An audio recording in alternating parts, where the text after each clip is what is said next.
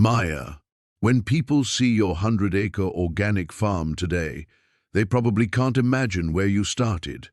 What was the lowest moment of your journey?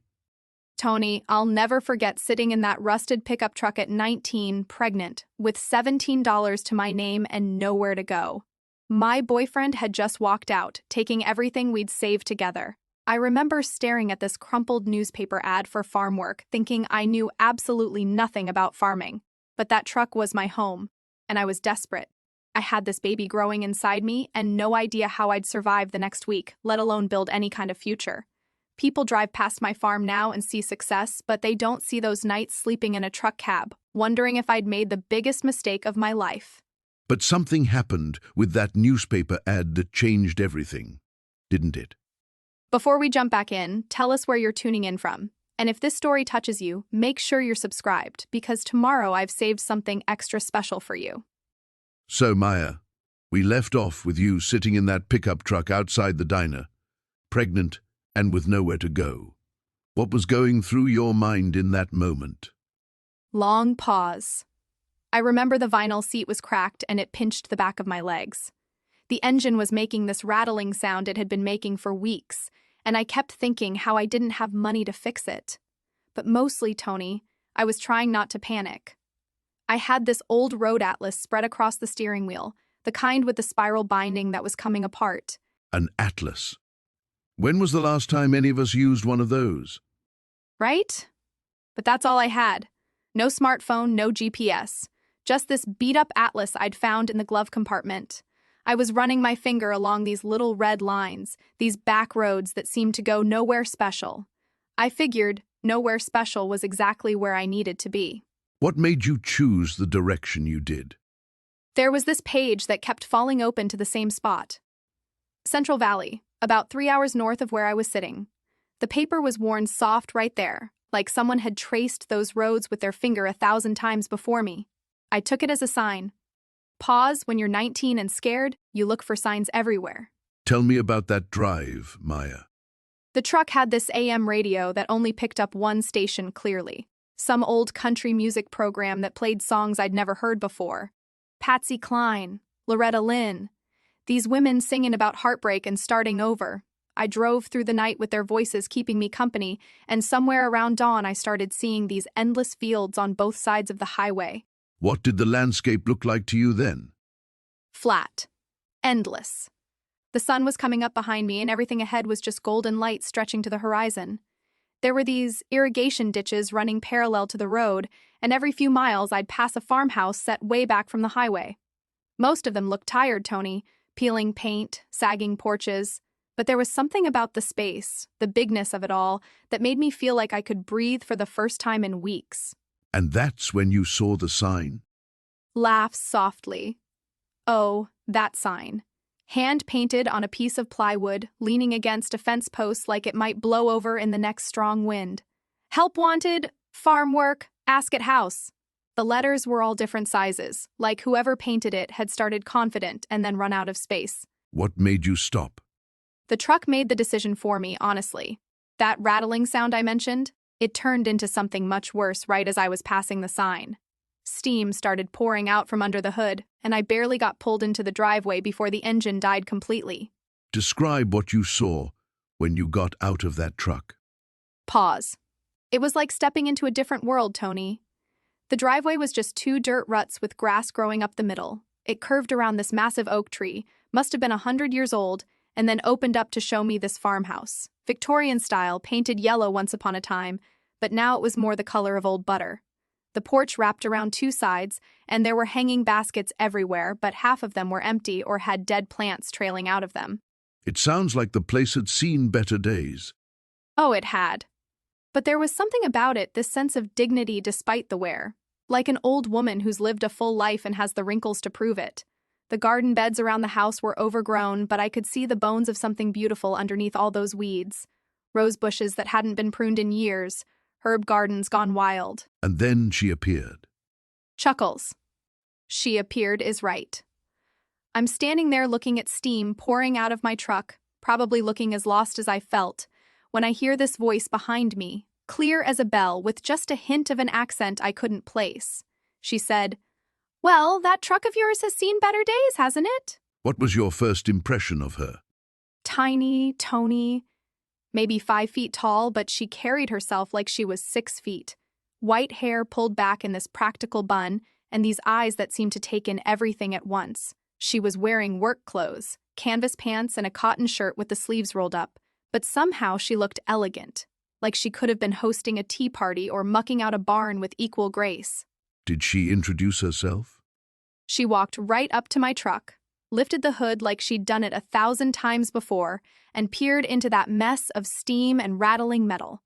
Then she looked at me and said, "I'm assuming you're here about the job, though I suspect that wasn't your original plan."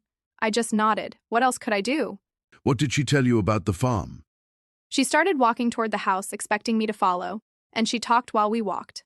50 acres, she said, mostly organic vegetables and some fruit trees. Her husband had died 2 years before, and she'd been trying to manage it alone. The way she said it, Tony, there was no self-pity, just facts. But I could see it was too much for one person. What about the work itself? She was honest about that, too. Said it would be hard work, dawn to dusk most days. Weeding, planting, harvesting, maintaining the irrigation system.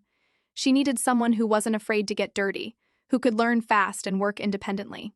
The pay wasn't much, she said, but it came with a place to stay. A place to stay. That must have felt like providence. Voice softening. It was exactly what I needed to hear, Tony. She led me around to the back of the house, and there was this little cottage, maybe 400 square feet, with a kitchenette and a bathroom and windows that looked out over the fields. It had been built for farm workers decades ago, she explained, but it was clean and private. Did you tell her about your situation right away? Not everything. I told her I was looking for a fresh start, that I needed steady work and a place to live. She looked at me for a long moment, and I had the feeling she was seeing more than I was saying. Then she asked if I had any experience with farm work. And did you? Laughs. Not unless you count the tomato plants my mother tried to grow in pots on our apartment balcony. But I told her I was willing to learn, that I wasn't afraid of hard work. And that was true, Tony. I'd been working since I was 14, different jobs, but I'd never backed down from anything difficult. What convinced her to give you a chance? I think it was what happened next. We were standing there by the cottage, and I heard this sound from the field behind us, like crying, but not human. She saw me react to it and said, "That's Rosie. She's been calling for her calf for 3 days now." What had happened to the calf? It had gotten tangled in some old fencing and injured its leg. She'd been trying to catch it to treat the wound, but every time she got close, it would panic and run, making the injury worse. I asked if I could try, and she gave me this look like I was crazy. But something about that sound, Tony, the mother calling for her baby, I couldn't just stand there. How did you manage it? Patience, mostly. I sat down in the field, maybe 20 feet from where the calf was hiding in some tall grass. Just sat there, not moving, letting it get used to me being there. After about an hour, it started to creep closer. Curiosity, maybe, or just exhaustion from running on that hurt leg. And you were able to help it? Eventually, when it finally let me get close enough, I could see the wire had cut pretty deep, but it wasn't infected yet. I managed to free the wire and guide the calf back to its mother. The reunion, Tony. I've never forgotten that sound Rosie made when her baby came limping back to her. How did this change things with your potential employer? She was watching the whole thing from the fence. When I walked back over, she just nodded and said, "You start tomorrow. Dawn. No more questions, no references needed." Later, I realized that working with that calf had told her everything she needed to know about me. What was it like, settling into the cottage that first night? Quiet. So quiet after months of uncertainty. The cottage smelled like lavender and old wood. There was a quilt on the bed that looked handmade, and the refrigerator was stocked with basics: bread, eggs, milk, some fruit from the farm's own trees. I sat at the little kitchen table as the sun was setting, eating a peach that was the sweetest thing I'd ever tasted, and for the first time in weeks, I felt like maybe everything was going to be okay. Did you sleep well that first night? Like a rock. But I was up before dawn anyway, nervous about the first day. I could see lights on in the main house, and when I walked over, she was already in the kitchen with coffee, made and a breakfast that could have fed 4 people. What was that first day of work like? Overwhelming and wonderful at the same time. She handed me a pair of work gloves and led me out to the vegetable gardens.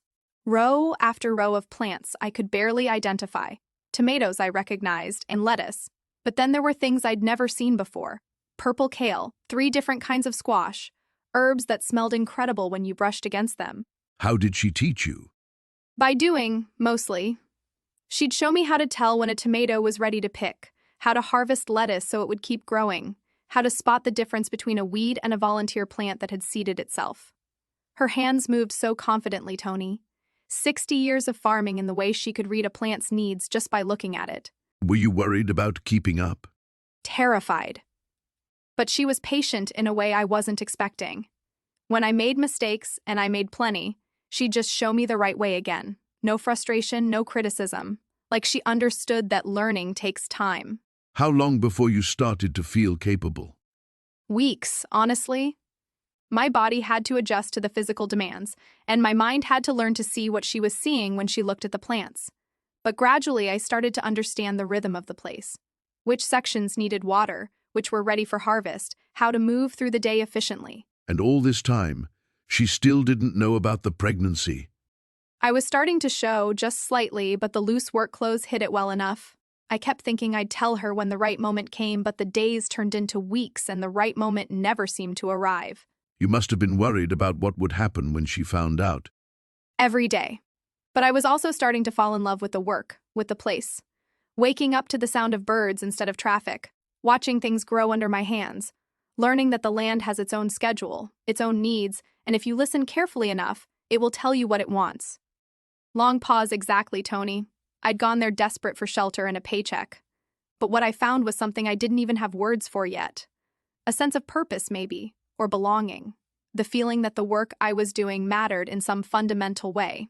But you knew this peaceful period couldn't last forever. Sighs. I knew. Every morning when I got dressed, every time she looked at me thoughtfully during our lunch breaks, I knew the conversation was coming, and I was terrified that when it did, this new life I was building would disappear as quickly as my old one had. Maya, when you first arrived at Eleanor's farm that day, what did you see? Paint me a picture of what was waiting for you there.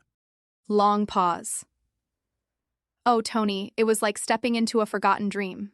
The driveway was barely more than 2 tire tracks through tall grass, and my old pickup truck bounced along those ruts like a boat in rough water. When I finally stopped in front of the farmhouse, I could smell wild honeysuckle mixed with something else, something sadder. What do you mean by sadder? Neglect, I suppose. You know how abandonment has its own scent? The paint was peeling off the porch railings in long white strips, and there were morning glories growing up through the floorboards. Beautiful but heartbreaking at the same time. Like nature was trying to reclaim something that had once been deeply loved. And Eleanor herself? What was your first impression of this woman who would change your life? She was standing in the doorway before I even turned off the engine, like she'd been watching for me. Tiny thing, couldn't have been more than 5 feet tall, but she had these eyes, Tony.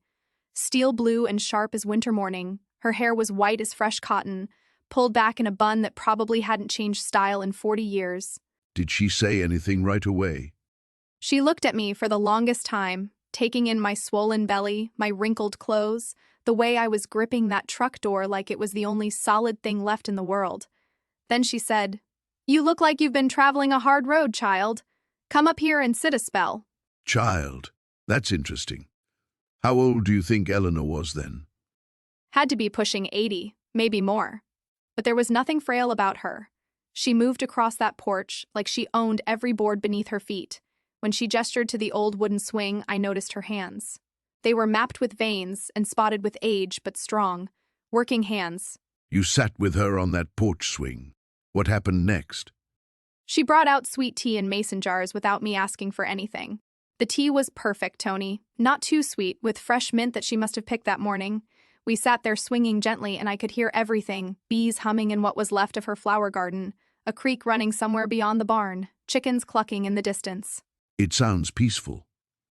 But you mentioned the farm was failing? Sighs. That's what made it so heartbreaking. You could see what it had been, what it was meant to be. The bones were all there. There was a big red barn with good lines, even though half the paint had weathered away. Chicken coops that just needed some repair work. Garden plots that were mostly weeds but had rich, dark soil underneath. What did Eleanor tell you about the farm's history? She talked about her late husband, how they'd started the organic operation back in the 70s when most folks thought they were crazy for not using chemicals. She said they'd grown the most beautiful vegetables, supplied half the county with fresh produce. But after he passed 5 years earlier, she just couldn't keep up with it all. That must have been difficult for her to admit. You could hear the pride fighting with the sadness in her voice. She kept pointing to different areas, saying things like, "That's where we grew the most gorgeous tomatoes you ever saw," or, "Those apple trees there used to give us bushels and bushels every fall." But then she'd get quiet, looking at how everything had gone a bit wild. What made her decide to offer you work, Maya? What was that conversation like?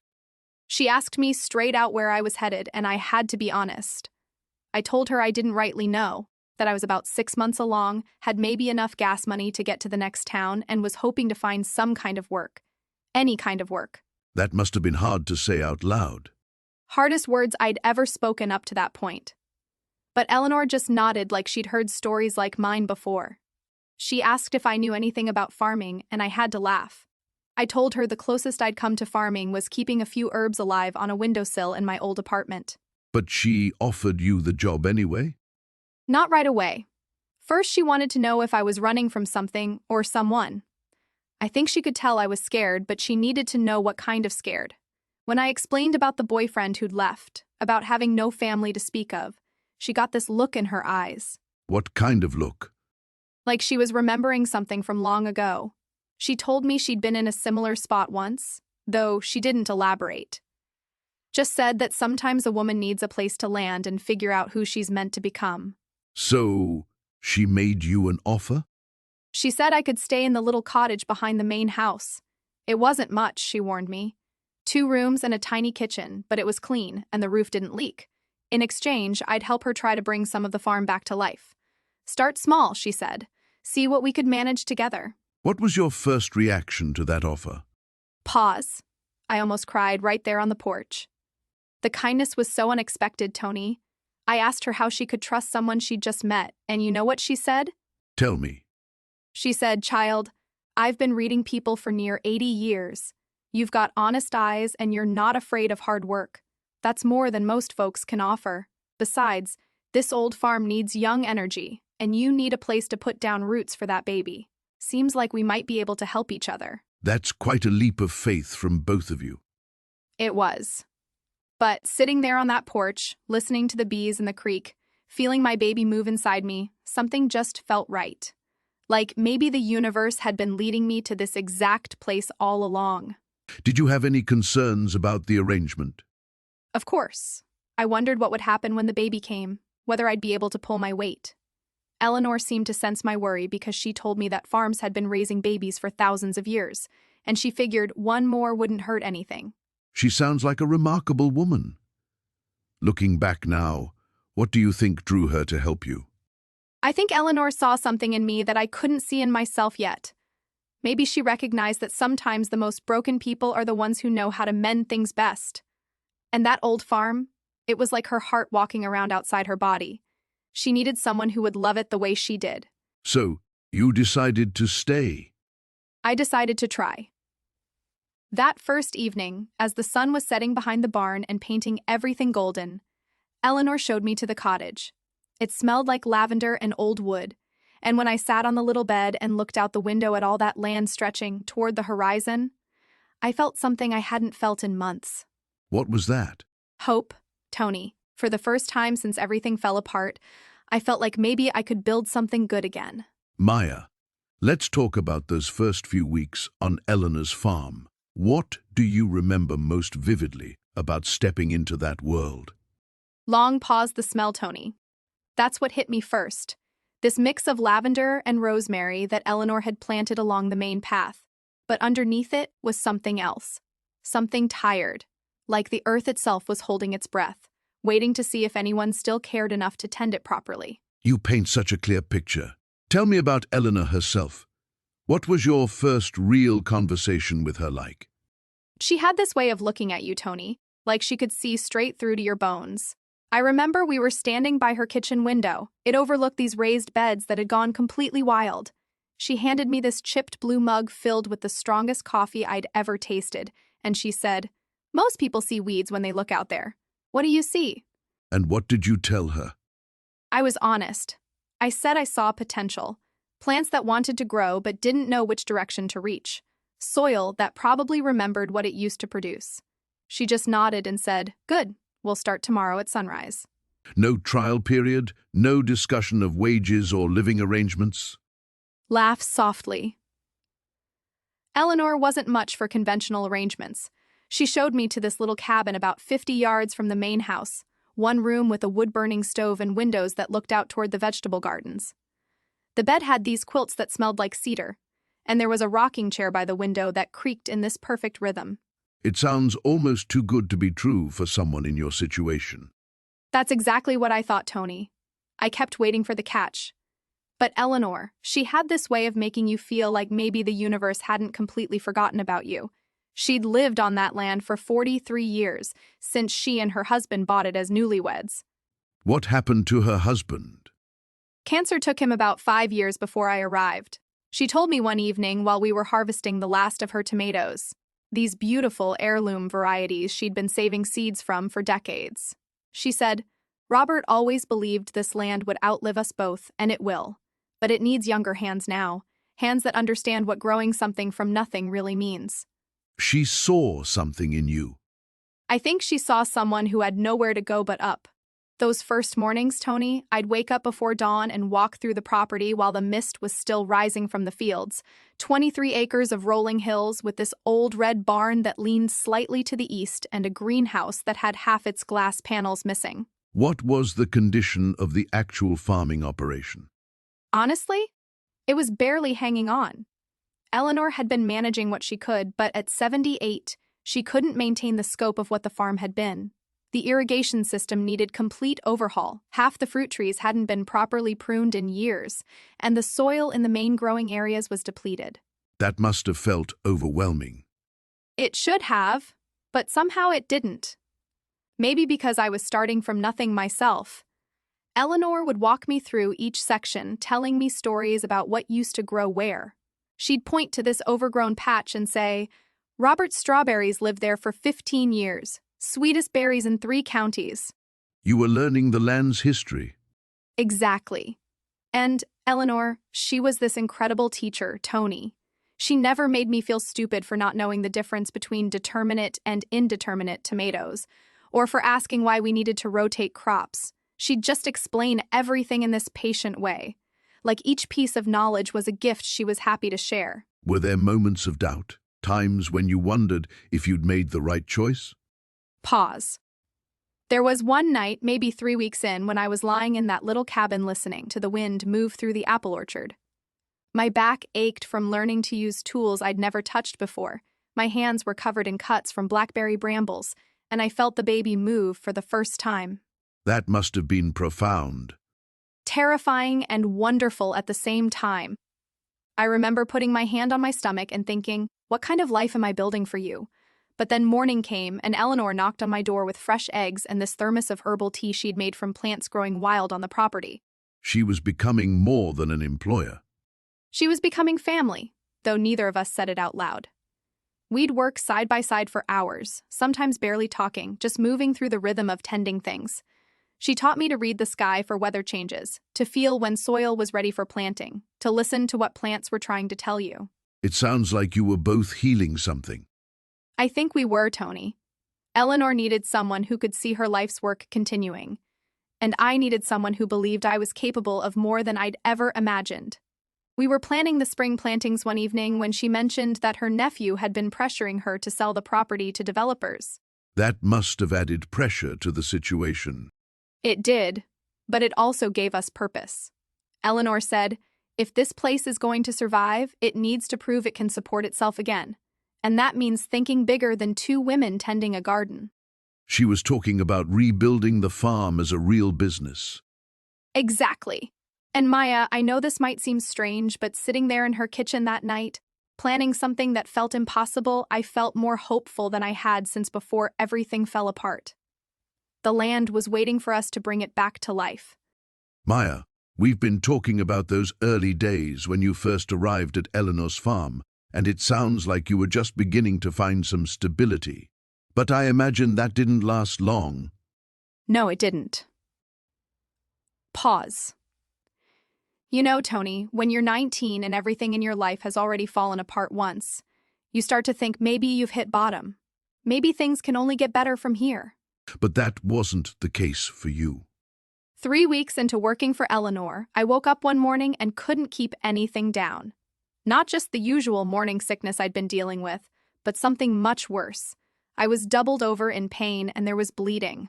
That must have been terrifying, especially being so far from any medical help.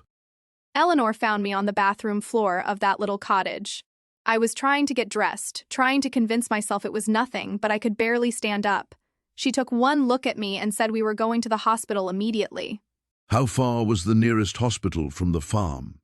43 miles. 43 miles of winding country roads in Eleanor's old truck, with me trying not to panic in the passenger seat. Eleanor kept talking the whole way, telling me stories about the farm, about her late husband, anything to keep my mind occupied. What was going through your head during that drive? I kept thinking about how this baby was all I had left. Long pause, my boyfriend had abandoned us. I had no family support, no real home, and now maybe I was going to lose the baby too. It felt like the universe was just taking everything away from me, piece by piece. That's an incredibly isolating feeling. The worst part was sitting in that emergency room, filling out forms with Eleanor beside me. When they asked for the father's information, for emergency contacts, for insurance, I had nothing, Tony. No insurance, no emergency contact except this woman I'd known for 3 weeks, and a father who was nowhere to be found. How did Eleanor respond to all of this? She never hesitated. When the nurse asked about insurance and I started to panic about the bills, Eleanor just quietly handed over her credit card. She told them she was my aunt. Pause. I tried to protest, but she gave me this look that said we'd discuss it later. What did the doctors tell you? Threatened miscarriage. They said the baby's heartbeat was still strong, but I needed complete bed rest for at least 2 weeks, maybe longer. No physical work, no stress, just rest and monitoring. I remember lying on that examination table, staring at the ceiling, thinking my job was over before it really started. You thought Eleanor would have to let you go. Of course. She'd hired me to help restore the farm, to do physical labor. Now suddenly she had an invalid on her hands, someone who couldn't work but still needed a place to stay. It would have been perfectly reasonable for her to drive me to town and wish me luck. But that's not what happened. On the drive back to the farm, I kept trying to bring it up. I said, Eleanor, I understand if you need to find someone else. I said I could probably find somewhere else to stay. Maybe there was a shelter in the next county. She let me ramble on for about 10 minutes before she finally spoke. What did she say? She said, Maya, do you think I'm the kind of person who abandons a pregnant girl when she needs help most? It wasn't really a question. Then she said the farm had been failing for 5 years already. Another 2 weeks wasn't going to make much difference. How did that make you feel? Grateful, but also guilty. Here was this woman who barely knew me, taking on my medical bills, keeping me employed when I couldn't work. I felt like such a burden. I kept trying to figure out what she was getting out of this arrangement. Did you ask her directly? That night, when she brought me dinner in bed, I finally worked up the courage. I said, Eleanor, why are you doing this? Why are you helping me when you don't even know me? That's a fair question. What was her answer? She sat down in the chair next to my bed and was quiet for a long time. Then she said, When I was 22, I lost a baby, 6 months along. She said her husband was overseas in the war and she was staying with his mother, who blamed her for the miscarriage. She was sharing something very personal with you. She said she spent 3 days after losing the baby sleeping in her car because her mother-in-law wouldn't let her back in the house. She said a neighbor woman finally took her in, no questions asked, no expectations, just kindness when she needed it most. So she was paying forward something that had been done for her. She said sometimes we help people not because of who they are to us, but because of who we are, or who we want to be. Then she told me to stop worrying about being a burden and focus on getting well. That must have been a profound moment for you. It was the first time since my boyfriend left that I felt like maybe I wasn't completely alone in the world. But it was also terrifying, Tony. I'd been abandoned by everyone else who was supposed to care about me. What if Eleanor changed her mind? What if I started counting on her and she disappeared too? So even this kindness came with its own fears. Exactly. I lay awake that night, listening to the sounds of the farm, trying to figure out how to protect myself if this all fell apart. Because in my experience, it always fell apart eventually. But for now, at least, you had a safe place to heal. For now. But I was learning that just when you think you've found solid ground, life has a way of shifting beneath your feet again. So, you'd been working on Eleanor's farm for about 3 months when everything changed. What happened that morning, Maya? Long pause. I remember waking up to this strange silence. Usually there were birds, the sound of the irrigation system starting up. But that morning, nothing. I got dressed and walked over to the main house to check on Eleanor. And what did you find? The front door was wide open, just hanging there in the morning breeze. Eleanor was so particular about keeping that door locked, especially at night.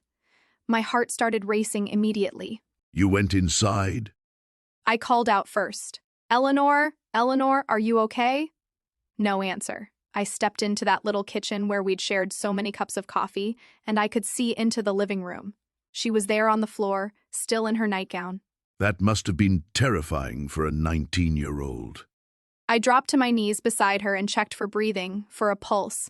She was alive, thank God, but barely conscious. Her lips were moving like she was trying to tell me something, but I couldn't make out the words. What did you do? Called 911 from her old rotary phone. Then I just held her hand and kept talking to her, telling her she was going to be okay, that help was coming. But Tony, she looked so small lying there. This woman who'd seemed so strong, so in control of everything. The paramedics came quickly? Felt like hours, but probably 15 minutes. They worked on her right there, then loaded her into the ambulance. I asked if I could ride with her, and one of the EMTs looked at me and said, "Are you family?" I started to say no, but then Eleanor squeezed my hand and whispered something. What did she say? She's my granddaughter, clear as day. The EMT just nodded and helped me into the ambulance. How did that make you feel, Maya, having her claim you as family like that? Pause, confused, grateful, terrified. This woman had given me everything when I had nothing, and now she was fighting for her life. In the ambulance, watching the monitors, listening to the beeping, I realized how much I'd come to depend on her. Not just for the job and the place to live. No, not just that. She'd become like a grandmother to me, the only real family I'd had since my own grandmother died when I was 12, and now I might lose her too. What happened at the hospital? Stroke. A significant one, the doctor said. They got her stabilized, but she was going to need extensive care, probably months of rehabilitation. I sat in that waiting room for hours, my hands still dirty from the farm, wearing my work clothes. You were thinking about the farm? I was thinking about everything. The vegetables that needed harvesting, the irrigation system that had been acting up, the chickens that needed feeding, the farmers' market orders we had to fill. Eleanor had spent 40 years building that place, and now it was all just sitting there. Did you feel responsible for keeping it going? I felt lost, Tony. This woman had saved my life, given me purpose, taught me everything about farming. And now she was lying in a hospital bed, and I was the only one who knew how she ran things. But I was still just a 19-year-old kid who'd been there 3 months. When did you realize the full scope of what you were facing? That evening, when I finally drove back to the farm, I walked through those rows of tomatoes and peppers, looked at the greenhouse full of seedlings, saw the stack of orders on Eleanor's kitchen table. It hit me that I had maybe 2 weeks before everything would start dying without proper care. And you were 6 months pregnant by then. 6.5 months. Getting bigger every day, getting tired more easily. I sat down at Eleanor's kitchen table with all those order forms spread out in front of me, and I just started crying. Not just crying, sobbing. What were you thinking in that moment? I was thinking I was going to fail her. that everything she'd worked for was going to die because I wasn't strong enough or smart enough to save it. I was thinking about my baby, about how I was supposed to provide for this child when I couldn't even figure out how to run a farm for 2 weeks. But you didn't give up. Pause. No, I didn't give up. But that night, sitting in Eleanor's kitchen, I had no idea how I was going to make it work. All I knew was that I had to try. Maya, we've talked about those first few weeks on the farm, but I'm curious about how you handled the constant uncertainty. Change was happening so fast. New living situation, pregnancy, working the land. How did you cope with all of that at once? You know, Tony, I think I was running on pure survival instinct at first. When you're that scared, that desperate, you don't really have the luxury of falling apart. But the farm itself became this strange anchor for me. How so? Well, the land doesn't care about your problems, if that makes sense. The chickens still need feeding whether you're having an emotional breakdown or not. The vegetables don't stop growing because you're worried about the future. There was something oddly comforting about that routine. But surely there were moments when the weight of everything caught up with you. Long pause. Oh, absolutely. I remember one evening, maybe 3 weeks in. I was sitting on the porch after a particularly hard day. We'd lost half the tomato seedlings to some kind of blight, and I'd been feeling nauseated all morning. The pregnancy symptoms were getting stronger. What happened that evening? I just started crying. Not the gentle tears you see in movies, but that ugly, body-shaking kind of crying where you can't catch your breath. All the fear I'd been pushing down came rushing up at once. Were you alone? I thought I was. But Eleanor, the woman who owned the farm, she appeared beside me with 2 cups of chamomile tea. Didn't say a word at first. Just sat there while I fell apart. That must have been both embarrassing and comforting. Exactly. I kept apologizing, trying to pull myself together, but she just shook her head and said something I'll never forget. What did she say? She said, Maya, the land teaches us that breaking down isn't the opposite of growing. Sometimes it's the beginning of it. Then she told me about her own struggles when she first started the farm decades earlier. She opened up to you? That's when I learned she'd been a single mother, too. Her husband had died in Vietnam when their daughter was just 2 years old. She'd bought this land with his life insurance money, determined to create something stable for her child. So, she understood what you were going through. More than I realized at the time. She'd faced that same terror of being responsible for another life when you can barely take care of yourself. But she also showed me something else that night. Which was? She walked me out to the vegetable garden in the moonlight, pointed to these areas where the soil looked completely torn up and messy. I thought maybe animals had gotten into it. But that wasn't it. No. She explained that those were the spots where she'd planted root vegetables, potatoes, carrots, turnips. She said the soil has to be completely broken up, turned over, even damaged before those crops can take hold and grow strong. A metaphor for your own situation. I didn't fully grasp it that night, but yes. She was showing me that sometimes the ground of your life has to be completely torn up before something better can grow there.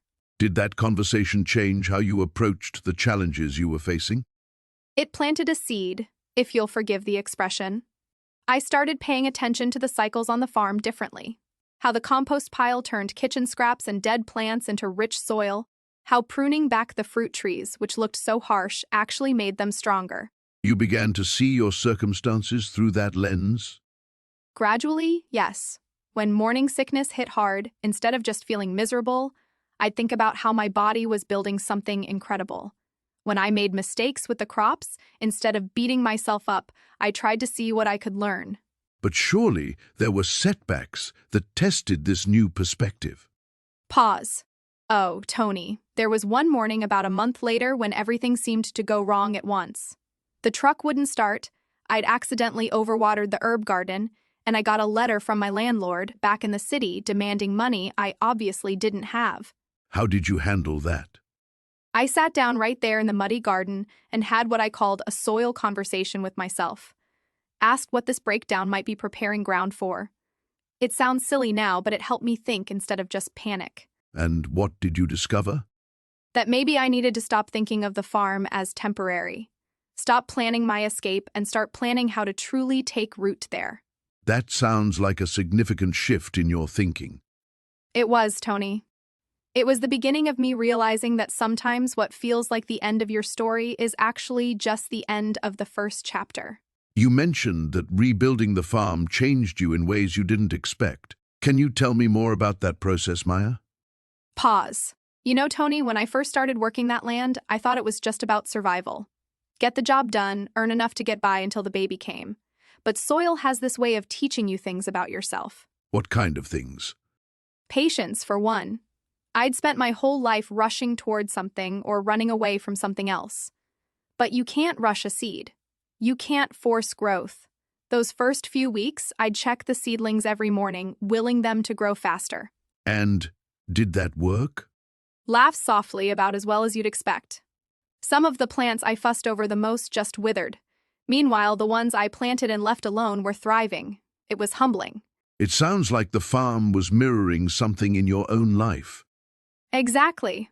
I was so focused on controlling outcomes, on making sure everything would be perfect for when the baby arrived. But I was exhausting myself. The land taught me that some things need space to unfold naturally. Was this around the time you started having complications with your pregnancy? Long pause. Yes. I was about 5 months along when the bleeding started. I remember standing in the greenhouse watering the tomato seedlings when I felt this sharp pain. That must have been terrifying, especially being so far from town. It was. But you know what surprised me? I didn't panic the way I thought I would. Something about those months of working with my hands, of watching things die and come back to life, had given me a different kind of strength. How did you handle it? I called the doctor from that old rotary phone in the farmhouse kitchen, drove myself to town, which probably wasn't the smartest thing, but I felt this calm certainty that whatever happened, I could handle it. And the baby was okay? The baby was fine. The doctor said it was stress, told me to take it easier, but lying in that hospital bed, staring at the ceiling, I realized something important. What was that, Maya? I wasn't just building a farm anymore. I was building a home. Not just for me and the baby, but for this version of myself I was discovering. The woman who could coax life from difficult soil, who could fix a broken irrigation line, who could face uncertainty without falling apart. It sounds like you were finding your identity in that work. I was. But it wasn't just about becoming self-sufficient. Working alongside Eleanor, even in those early days when she was still testing me, I was learning about legacy, about what it means to tend something that will outlast you. Eleanor was the woman who owned the farm. Yes, though I didn't understand then how much she was investing in me. She'd watch me work from her kitchen window, and sometimes she'd come out with advice that seemed to have nothing to do with farming. What kind of advice? She'd say things like, "The strongest plants are the ones that learn to bend in the wind," or, "Good soil remembers every season, Maya. It holds the knowledge of what came before." Did you understand what she meant? Not at first. I thought she was just being poetic. But as the months passed and my belly grew larger, I started to see that she was talking about resilience, about how hardship can actually enrich you if you let it. Was she talking about her own experiences? I think so, though she never said it directly. I'd catch her sometimes looking at old photographs on the mantelpiece, and there was this sadness in her eyes, but also this incredible strength. Did you ask her about her past? I tried, but Eleanor was careful about what she shared. She'd deflect with questions about my plans, about what I wanted to build for my child. I think she was teaching me to focus forward instead of getting lost in what had been. That seems like wisdom you needed at that point in your life. It was. Because there were nights, especially during those longer summer evenings when the work was done and I was alone with my thoughts, when I'd wonder about the path that brought me there. Whether I was crazy for trusting a stranger, for betting everything on something I knew nothing about. Those doubts must have been overwhelming sometimes. They were. But then morning would come, and I'd walk out to check on the plants we'd started together, and I'd see new growth. Small changes that reminded me that progress doesn't always look the way you expect it to. And that kept you going?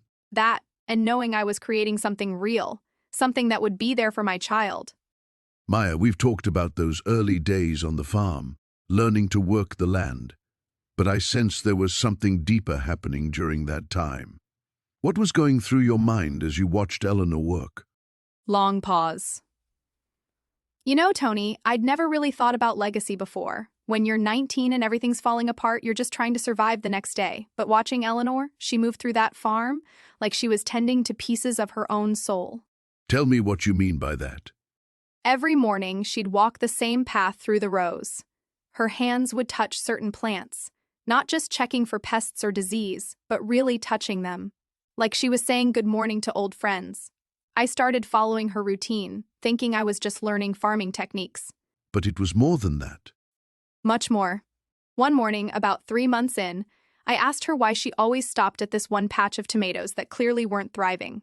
The soil was different there, more clay-heavy. Any practical farmer would have replanted somewhere else.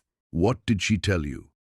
She said those were the first tomatoes her husband planted when they bought the land 47 years earlier. He'd chosen that spot because it got the morning sun just right, even though the soil wasn't ideal. She'd been amending that earth for decades, not because it made economic sense, but because giving up on it felt like giving up on him. That must have resonated with something in you. Voice softens, it did, but not in the way you might think. See, I was carrying so much anger then, Tony. Anger at Derek for leaving, at my parents for their conditions and judgments, at myself for believing I could trust someone who would abandon his own child. Anger can be protective, especially when you're that vulnerable. Exactly. But watching Eleanor tend to those struggling tomatoes, I started wondering if I was holding on to the wrong things. She was nurturing something difficult because it connected her to love. I was nurturing my anger because it felt safer than admitting how much everything hurt. When did that realization really hit you? There was this evening in late July. The baby was getting more active, making my back ache something fierce. I was sitting on Eleanor's porch, watching her water those tomatoes by hand while the rest of the field got the sprinkler system. She treated them differently. Completely differently. And I finally asked her the question I'd been avoiding. I said, "Maya, what happens to this place when you're gone? Who's going to water those tomatoes?" That's a profound question to ask someone you'd only known a few months. Laughs quietly. I was young enough to think I could ask anything. But her answer, Tony, her answer changed everything about how I saw my own situation. What did Eleanor say? She was quiet for so long I thought maybe I'd overstepped. Then she said, "Maya, I've been waiting 30 years for someone to ask me that question. Not what happens to the land or the business, but who's going to remember why these things matter." She'd been looking for someone to carry forward not just the farm, but the meaning behind it. Her children lived in cities, had their own careers. They'd visit for holidays, be polite about the farm, but she could see it in their eyes. To them, it was just property to eventually sell. The stories, the reasons behind every choice she and her husband made, none of that would survive. And you represented something different. I think I represented possibility. Here I was, this pregnant girl with nowhere else to go, but I was paying attention. Really paying attention. Not just to what she was teaching me about farming, but to why she did things the way she did. How did that conversation continue? She told me about her biggest regret. When her husband was dying, lung cancer, he tried to share so many stories about their early years on the farm. She was so focused on his medical care, on managing everything practical, that she didn't really listen. She thought there would be more time for stories later. But there wasn't. There never is there? After he passed, she'd walk the farm trying to remember which decisions were his, which were hers, which they'd made together. Some of those memories were just gone. That must have been incredibly lonely for her. It was. And Tony, sitting there with my hand on my belly, feeling this little person moving around, I realized I was about to become someone's entire world. Someone who would eventually want to know their story, their beginning. What story were you going to tell your child about their beginning? Pause. That's exactly what hit me. Up until that moment, if I thought about it at all, the story was about betrayal, about being abandoned, about how Derek proved that people can't be trusted and love doesn't last. But Eleanor's perspective offered you a different way to frame it. She showed me that every ending is also a beginning. Her husband's death ended their partnership, but it began her role as the keeper of their shared legacy. Derek leaving ended one chapter, but it began this. Everything I was learning, everything I was becoming. How did Eleanor respond when you shared these thoughts with her? I remember telling her I was scared I'd mess up this baby's life before it even started. that I didn't know how to be responsible for someone else's future when I could barely handle my own present. What was her advice? She said something I'll never forget. She said, "Maya, you don't have to have all the answers now. You just have to care enough to keep looking for them. That's what real love is. Not having everything figured out, but refusing to give up on figuring it out." That seems like it shifted something fundamental for you. It did. I started thinking about legacy differently. Not as this heavy burden of perfection, but as an ongoing conversation between generations. What I built here, what I learned, what I chose to value, that would all become part of my child's story. And Eleanor became part of that story too. In ways I couldn't have imagined then. That night, after our conversation, I wrote my first letter to the baby. Not about Derek or what we'd lost, but about Eleanor's tomatoes and what I was learning about the difference between giving up and letting go. Those letters became important to you. They became everything, Tony. They helped me realize I wasn't just growing a child and learning to farm. I was becoming the kind of person I wanted my child to know. Someone who paid attention to what mattered, who honored the wisdom of people like Eleanor, who could find meaning in the smallest daily choices. It sounds like Eleanor gave you more than farming skills. She gave me a way to think about time that wasn't just about surviving until tomorrow. She showed me how to plant something now that might matter decades later. That's a completely different way to live. We've talked about how the farm was struggling when you first arrived, Maya. But I sensed there was something deeper going on with Eleanor. Something she wasn't telling you right away. Long pause. You're very perceptive, Tony. It took me weeks to piece it together. Eleanor would disappear for hours, sometimes whole afternoons. I'd find her standing in the back pasture, just staring at this old oak tree. Did you ask her about it? Eventually. One day I was about 6 months pregnant, and my back was killing me from weeding the vegetable beds. I found her there again, and I just walked over and stood beside her. What did you discover? There was a small headstone under that tree, hand-carved. It just said James and some dates. Eleanor finally told me it was her son. He died when he was 7, some kind of accident on the farm.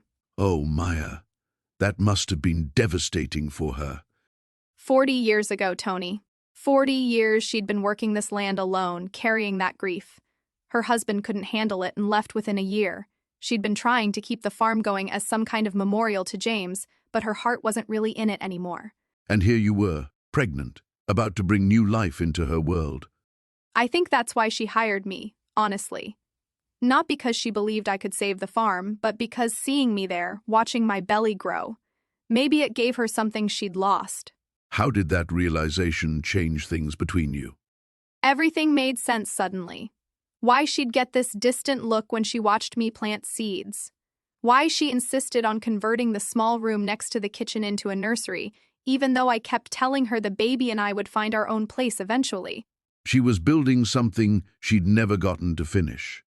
Exactly. But Tony, it also scared me. I started wondering if I was just filling some void for her, if my baby was going to become a replacement for the child she'd lost. That's a heavy burden to carry. Did you confront her about it? Not directly. But one evening, we were canning tomatoes in the kitchen, and I asked her point blank, "Eleanor, are you helping me because you see your son in my baby?" That took courage. What did she say? Pause. She set down her jar and looked at me for the longest time. Then she said something I'll never forget, "Maya. I'm helping you because you remind me of who I was before I let grief turn me into someone who just survives instead of lives." Powerful words. She told me that watching me fight for every plant, every small improvement on the farm, it reminded her what hope looked like. She said she'd forgotten that losing James didn't mean she had to lose everything else, too. So, in a way, you were both saving each other. I think so, but Tony, it also made me realize something uncomfortable about myself. I'd been so focused on proving I could make it on my own, I hadn't really grieved what I'd lost either. What do you mean? I never let myself mourn the life I'd planned before everything fell apart. The college degree, the relationship I thought was real, the version of motherhood I'd imagined. I was just running from disappointment, calling it determination. When did that hit you? One night, about a month before the baby was due, I was lying in that little room Eleanor had fixed up, and I realized I'd never even let myself cry about what my ex-boyfriend had done. I just buried it under all this anger and stubbornness. That must have been overwhelming. I cried for 3 hours straight. Eleanor heard me and came in, didn't say a word, just sat on the edge of the bed and rubbed my back until I fell asleep. She understood. The next morning, she told me something else. She said that James used to collect smooth stones from the creek, and after he died, she'd thrown them all away because looking at them hurt too much. But recently, she'd started picking up stones again when she walked the property lines. What did that mean to her? She said maybe it was time to stop being afraid of beautiful things just because they reminded her of what she'd lost. Maybe it was time to remember that love doesn't disappear when someone leaves. It just changes shape. And how did that wisdom sit with you, Maya? It terrified me, honestly, because I realized I'd been doing the same thing, refusing to let myself want anything too much in case it got taken away again. But something was about to change that perspective completely, wasn't it? Soft laugh. Oh, Tony, I had no idea what was coming. Maya, we've talked about Eleanor, about the farm, about you rebuilding your life piece by piece. But I sense there's something deeper here, something you haven't told me yet. Long pause, you're perceptive, Tony. There is something. Something I didn't understand myself until much later. Take your time. What changed your understanding? It was about 6 months after Eleanor passed. I was going through her papers, trying to settle the estate. She'd left me everything, as you know. But I found something in her desk drawer. What kind of something? A letter, addressed to me, but dated from before we ever met, before I even knew this place existed. I'm not following. How could she write you a letter before you met? That's exactly what I thought. My hands were shaking when I opened it, Eleanor's handwriting, clear as day. It said, "Maya, if you're reading this, then everything has happened as it should." As it should? What did she mean? She knew my mother, Tony. They were best friends in college, roommates for 3 years. My mother was Rebecca Chen. Pause, your mother. Eleanor knew your mother. More than knew her. Eleanor was supposed to be my godmother. When my parents died in that car accident when I was 12, Eleanor tried to find me. But I'd already been placed with my aunt in another state. So, when you showed up at her farm that day? She recognized me immediately. I look exactly like my mother did at 19.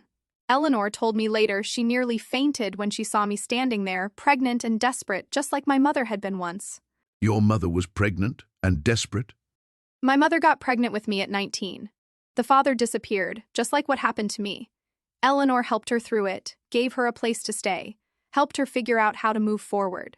The parallels are extraordinary. Eleanor said my mother used to talk about naming her daughter Maya after the poet Maya Angelou. She said if she ever had a little girl, she wanted her to be strong like that, to know that even caged birds sing. Pause. So Eleanor was waiting for you? In a way, yes. She never married, never had children of her own. She poured everything into that farm, keeping it going, hoping that someday she might find Rebecca's daughter. Me. How did that make you feel, learning all this? Overwhelmed at first, then grateful beyond words. But also sad, Tony. So sad that I'd spent 7 years after my aunt died thinking I was completely alone in the world. When, really, you had family looking for you. Eleanor showed me photos my mother had sent her over the years. Birthday pictures, school events. Eleanor knew when I lost my first tooth, when I learned to ride a bike. She had a whole album of my life that my mother had shared with her. That must have been emotional to see. I cried for hours, but they were good tears, you know. I finally understood why Eleanor had been so immediately kind, why she'd trusted me with so much responsibility so quickly. It wasn't just kindness to a stranger. No, it was love for the daughter of her dearest friend. She told me my mother had made her promise that if anything ever happened, she'd take care of me. Eleanor spent years trying to honor that promise. And in the end, you found each other. Just when I needed her most. Eleanor always said there are no coincidences, only connections we don't understand yet. How did this revelation change how you saw your time with her? Everything made more sense. Why she taught me to garden the way she did, why she shared so many stories about resilience and starting over. She was passing down wisdom she'd learned helping my mother through similar struggles. She was preparing you. For the life my mother had dreamed I might have. A life connected to the land, surrounded by abundance instead of scarcity. And when Eleanor passed away, I understood that I wasn't just inheriting a farm. I was inheriting a legacy of women who refused to give up, who found ways to bloom even in difficult soil. that's a powerful inheritance, Maya. It changed everything about how I saw myself. I wasn't just a 19-year-old girl who'd made mistakes. I was part of a story that started long before me, a story about finding family in unexpected places and creating something beautiful from broken pieces. No wonder you fought so hard to save that farm. I was saving it for my mother, for Eleanor, and for the daughter I was raising. I was proving that sometimes the best things grow from the deepest struggles. Maya, we've talked about Eleanor teaching you farming, about finding your place on that land. But there's something in your voice when you mention her name, something deeper than gratitude. Long pause, you're perceptive, Tony. I suppose after all these years, it's time to say it out loud. Take your time. What is it you haven't told me? Eleanor wasn't just some kind stranger who took pity on a pregnant girl. She was my grandmother. Your grandmother? But Maya, you said your family had cut you off completely. They had. My mother never spoke Eleanor's name after I was 12. There was some terrible falling out, something about the farm, about choices my mother couldn't forgive. I grew up thinking Eleanor had died. So, when you showed up at her door that day, She knew exactly who I was. The moment I said my name, I saw it in her eyes, this flicker of pain and joy all mixed together. But she didn't say anything right away. she let you believe she was a stranger? For weeks, Tony. She watched me work myself to exhaustion, saw me struggle with morning sickness, listened to me pour out my heart about being abandoned. And she just waited. That must have been incredibly difficult for both of you. I think she was protecting herself, and maybe testing me, seeing if I had the same stubborn streak that ran in our family, the same love for the land that my mother had rejected. When did she finally tell you? The night I went into labor. I was scared, calling out for my mother through the pain. And Eleanor just took my hand and said, "I'm here, sweetheart. Grandma's here." Pause, Maya. This changes everything we've talked about. The farm, the inheritance. It was always meant to be mine, Tony. She'd been waiting 20 years for one of us to come home. My mother never would, but somehow Eleanor knew I might. That desperation, that homelessness, it wasn't random bad luck. It was the universe pushing me toward where I belonged. And she never reached out to your mother? Never tried to heal that rift? Some wounds run too deep. But she could love me, and through me, she could forgive. Maya, we've talked about how the farm was thriving, how your relationship with Daniel was growing stronger. But I sense there was something building on the horizon. Long pause. You're right, Tony. It was like that moment before a storm when the air gets still and heavy. Everything seemed perfect on the surface, but I could feel something coming. What were the signs? What made you sense that change was approaching? Daniel had been getting phone calls, short conversations where he'd step outside or lower his voice. And there were legal documents arriving that he'd quickly tuck away. He said it was nothing, just old business matters. But your instincts told you otherwise. After everything I'd been through, I'd learned to trust those instincts. The same feeling that told me to leave with Eleanor that first day was stirring again. Something was threatening everything we'd built. How did you prepare yourself? What went through your mind during those uncertain days? I found myself walking the fields at dawn, touching the soil, memorizing every corner of that land. I'd worked so hard to heal it, to make it productive again. The thought of losing it felt like losing a part of myself. And your relationship with Daniel during this time? That's what scared me most, Tony. We'd found something real together, something I never thought I'd have after being abandoned at 19. But I could see the worry in his eyes, the way he'd hold me just a little tighter at night. Did you confront him about what was happening? I tried, but Daniel is protective by nature. He kept saying he could handle it, that I shouldn't worry. But I wasn't that scared 19-year-old anymore. I'd learned to face problems head-on. So, what did you do? Pause. I started making my own preparations. quietly gathering information, reviewing contracts, making sure I understood every legal detail about the farm. Eleanor had taught me to always have a plan, and I wasn't going to be caught defenseless again. It sounds like you were preparing for battle. In a way, I was. But this time, I wasn't just fighting for survival. I was fighting for the life I'd built, for the love I'd found, and for the future I finally believed I deserved. Whatever was coming, I was ready to meet it standing up. Maya, we're approaching what sounds like a crucial moment in your story. Eleanor's farm was thriving. You had found your place there, but something was building toward a crisis, wasn't it? Long pause, yes. It was early October when I noticed Eleanor had been having those dizzy spells more frequently. She'd try to hide them, but I'd catch her gripping the fence posts, waiting for them to pass. How did that affect your daily routine on the farm? I started taking on more of the heavy work without her asking. The harvest was coming in strong that year, Tony. Better than the farm had seen in decades, according to the neighbors. But I could feel time pressing against us. Time? In what sense? Eleanor was 83. The farm had no succession plan. Her nephew had been circling like a vulture, talking about selling to developers. I'd built this life, this dream, on land that wasn't mine. That must have felt precarious, especially with your daughter to think about. Lily was 7 then, thriving in the local school. She'd made friends, had her own little garden plot. The thought of uprooting her again. Pause, but there was something else building, something I hadn't expected. What was that? David, the veterinarian who'd been helping us with the livestock. He'd been coming around more often, staying for dinner, helping Lily with her homework. Eleanor would get this knowing look whenever she saw us together. Sounds like Eleanor was playing matchmaker. She was. But I was terrified, Tony. The last time I'd trusted someone, I'd ended up pregnant and abandoned. Here I was, finally stable, finally building something real, and my heart was getting involved again.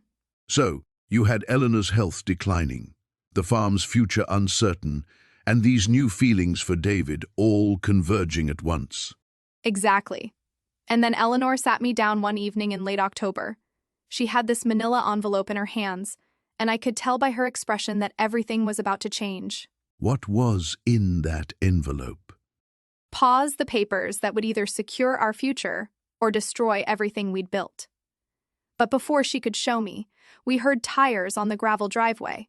David's truck was pulling up, and Eleanor smiled. She'd planned this moment. Every detail.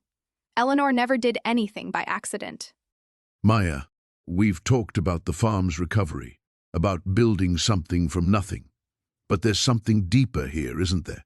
Something about who you were becoming through all of this. Long pause. You know, Tony, for so long I thought I was just surviving, just making it through each day with my daughter, keeping the farm alive. But standing in those fields last spring, watching everything we'd planted actually grow. What did that moment feel like?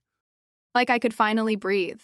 Like for the first time since I was 19, I wasn't running from something or toward something. I was just present. Does that make sense? Perfect sense. And Ben? Where did he fit into this realization? Soft laugh. That's the thing, Tony. I kept waiting for the other shoe to drop. Kept thinking he'd leave like everyone else had. One morning, I actually told him he should go. You told him to leave?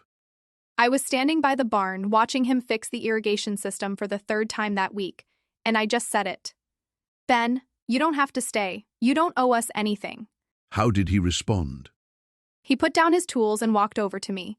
Didn't say anything for the longest time. Then he asked, Maya, when you look at this place, what do you see? What did you tell him? I said I saw home. I saw my daughter's future. I saw everything I'd fought to build. And he said, that's funny, because when I look at this place, I see you. I see the woman who turned broken land into something beautiful. And I can't imagine being anywhere else. That must have been overwhelming. Voice breaking slightly. Tony, I'd spent 7 years believing I wasn't worth staying for. That love was something that happened to other people, not to women like me who came with complications and history. And in that moment? In that moment, I realized I'd been so focused on proving I could do it alone that I'd forgotten how to let someone choose to stay. Not because they had to, but because they wanted to. So what did you do? I kissed him, Tony. Right there in the dirt, surrounded by everything we'd built together. And for the first time in my life, I wasn't afraid of what came next. Maya, this is the moment everything changed for you. What happened when the storm hit? Long pause. I stood in that field watching 20 years of work washing away. The organic certification we'd fought for, the heirloom tomatoes, everything Eleanor had taught me about the land. You could have walked away then. Part of me wanted to. I was 59, Tony. My daughter was grown, successful. I could have sold what was left and retired quietly. But you didn't. I remembered something Eleanor once told me. She said the land doesn't belong to us, we belong to it. And that night, in all that mud and rain, I finally understood. What did you understand? That rebuilding wasn't about proving anything anymore. It was about honoring what she'd given me, what the farm had given me. So you started over. We started over. My daughter came home that weekend with her sleeves rolled up, said it was time she learned about dirt under her fingernails. So, Maya, looking back at that scared 19-year-old girl with nothing but a broken truck, what would you tell her now? Long pause, that the ground beneath her feet was more solid than she knew. That sometimes losing everything means you're finally free to find what was always meant to be yours. The farm changed you in ways you never expected, didn't it? The farm taught me that growth requires patience, Tony. You plant seeds not knowing if they'll take root, but you tend them anyway. That's what love is too. And now, 20 years later, what remains from that first day Eleanor offered you work? Her voice, telling me that broken things can be made beautiful again. Every morning when I walk these fields, I hear it. The land remembers everything, the struggle, the hope, the healing. Some stories end where they began. This one began with me running from something. Now I wake up every day running toward it. That makes all the difference, doesn't it? It does indeed, Maya. It does indeed. So, Maya, as we wrap up your remarkable story, what would you tell that frightened 19-year-old girl who was sleeping in her truck? Long pause, I'd tell her that the darkest moments aren't endings, Tony. They're beginnings we can't see yet. And the farm? What does it represent to you now? It's proof that broken things can be made whole again. The soil taught me that. Every season we'd work the damaged earth, and every season it gave us something beautiful back. You've built quite a legacy there. We built it together. You, me, our daughter, even Eleanor's memory. That's what I learned. Nothing grows in isolation. Pause. What remains the same about you from that scared young woman? The stubbornness. Laughs softly, but now I know when to dig in and when to bend with the wind. And what changed everything? Learning that asking for help isn't giving up. It's growing up. Maya, thank you for sharing your story. Thank you for helping me tell it, Tony.